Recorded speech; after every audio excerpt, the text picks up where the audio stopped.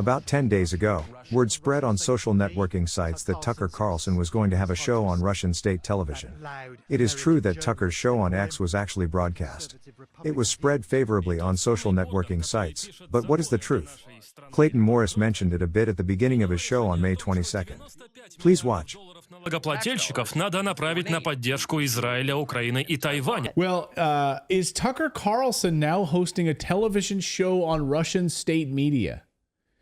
Newsweek, bastion of journalism, that is Newsweek, and several other outlets jumped on this, reported yesterday that Tucker Carlson launched his own show on Russian television. A claim that was widely picked up, of course, and run with all over social media. Tucker Carlson's got a show in Russia. The claim was unequivocally false, Tucker told Sputnik News.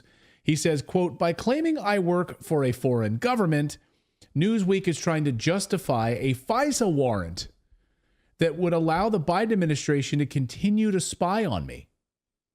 It's disgusting, he said. And he was furious about it. And then the CEO of the Tucker Carlson Network, Neil Patel, posted on X, said that the network has not done any deals with state media in any country. He added that whoever's currently pretending to be the old Newsweek brand would know that if they actually had checked with us before printing like news companies are supposed to do, they didn't even reach out to him to find out if this was true or not. Tucker Carlson's representative, Arthur Schwartz, also dismissed such reports as pure nonsense, told Forbes magazine. So think about that, right? They're literally trying to paint him as like a foreign asset so they can spy on him and or arrest him. You know, I mean, well, one headline I saw on this was like really scathing. I mean, it was like it didn't hide its bias at all. I think the headline was something like calling him a traitor. That the guy that interviewed Putin has his like new show on Russian state media, and I mean that was like all in the headline. I mean, it was just like, now he's a traitor. He's got a show.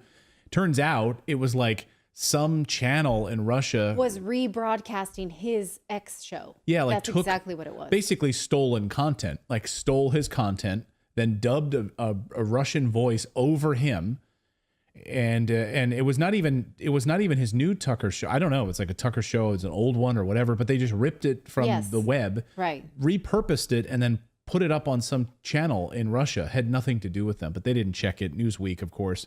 Who still reads Newsweek? Like, who reads that garbage? Could you imagine getting a subscription to Newsweek or The Economist? No comment. Or any of that crap?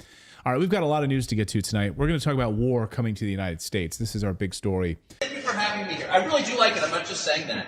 And again, why do I feel guilty like I'm betraying my country for saying that? I'm not. I love America. This is a really nice city, and I don't care. It's true. So thank you. Thank you. The mainstream media attacks on Tucker have been going on for years. Since his interview with President Putin, that attack has increased even more. When we see Tucker working so well, it creates the impression that his position is stable. But the unprovoked attacks on Tucker are as dangerous as those on President Trump. We may be unwittingly spreading that offensive material on social networking sites. And once spread, the information flows almost always without modification. The Tucker posted this on X in response to President Trump's guilty verdict. Import the third world, become the third world. That's what we just saw. This won't stop Trump. He'll win the election if he's not killed first. But it does mark the end of the fairest justice system in the world. Anyone who defends this verdict is a danger to you and your family.